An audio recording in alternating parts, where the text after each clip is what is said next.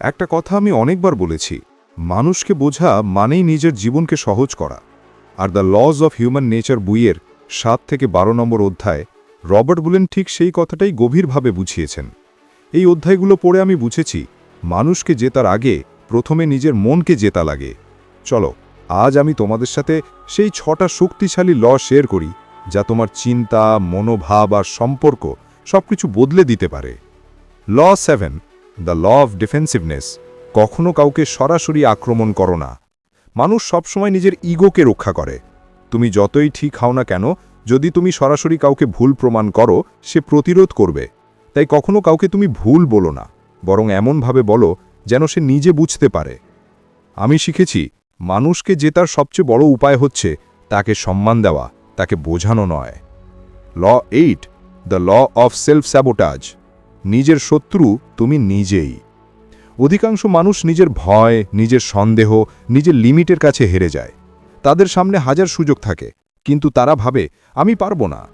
এই ভাবনাটাই তাদের ধ্বংস করে দেয়।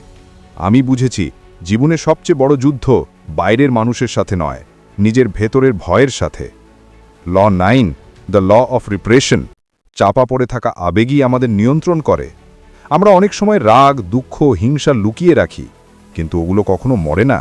ওগুলো ভিতরে ভিতরে বেড়ে ওঠে আর একদিন বিস্ফোরণ ঘটায়।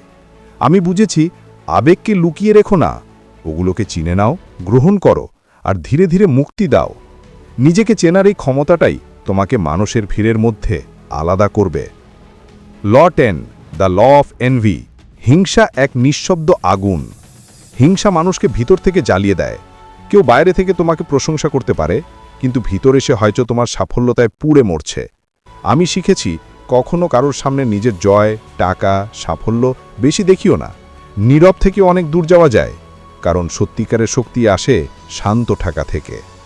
ল 11, দ্য ল অফ গ্র্যান্ডিওসিটি। অহংকারী পতনের প্রথম ধাপ। যখন তুমি ভাবো তুমি ভুল হতে পারো না, তখনই তুমি পড়তে শুরু করো। প্রত্যেক সফল মানুষ যদি নিজের ইগোকে কন্ট্রোল না করে, সে একদিন নিজেই নিজের সিংহাসন হারাবে। আমি বুঝেছি, যত উপরে উঠবে তত হাম্বল থেকো, কারণ নিজের মাটি থেকেই শক্তি আসে।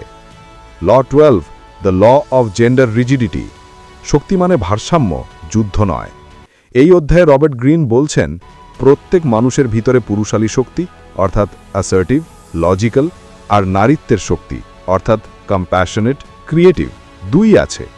যখনই দুই শক্তি একে অপরের সাথে যুদ্ধ না করে একত্রে কাজ করে, তখনই মানুষ পরিপূর্ণ হয়। আমি বুঝেছি, রিয়েল পাওয়ার আসে না কেবল অ্যাগ্রেশন থেকে, আসে আন্ডারস্ট্যান্ডিং থেকে। নিজেকে ভারসাম্যে আনাই জীবনের সবচেয়ে বড় জয়। এই 6টা ল আমাকে শিখিয়েছে, মানুষকে বুঝতে গেলে আগে নিজের ভিতরের মানুষটাকে বুঝতে হয়। বাইরের পৃথিবী বদলায়, কিন্তু মানুষ বদলায় না। তুমি যদি মানুষকে পড়তে শিখে যাও, তাহলে তুমি নিজের ভবিষ্যৎকে গড়ে নিতে পারবে নিজের মতো করে। তোমাদের যদি এই ভিডিওটা ভালো লেগে থাকে, তাহলে অবশ্যই চ্যানেলটা সাবস্ক্রাইব করে পাশে থেকো, কারণ পরের ভিডিওতে আমি শেয়ার করব রবার্ট গ্রিনের the lodge of human nature বইয়ের শেষ কয়েকটা অধ্যায়, যেখানে আছে এমন সত্য যা জানলে তুমি জীবনের খেলায় হারতে পারবে না।